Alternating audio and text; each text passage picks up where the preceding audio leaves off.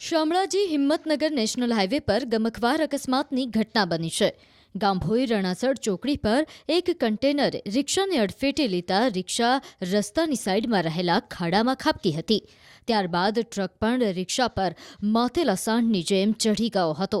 આ ઘટનામાં 3 લોકો રિક્ષા નીચે દબાઈ ગયા હતા।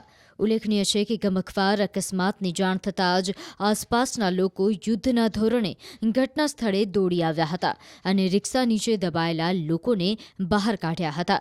જો કે આ ઘટનામાં એક મહિલા એક પુરુષનું ઘટના સ્થળે જ મોત નીપજ્યું હતું, જ્યારે એક વ્યક્તિ ગંભીર રીતે ઇજાગ્રસ્ત થતાં તેને તાત્કાલિક અસરથી નજીકના દવાખાને સારવાર અર્થે ખસેડવામાં આવેલ।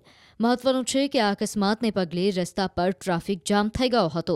સ્થાનિક પોલીસને અકસ્માત અંગેની જાણ થતાં પોલીસ કાફલો ઘટના સ્થળે દોડી ગયો હતો અને બનાવ અંગે વધુ તપાસ હાથ ધરી છે।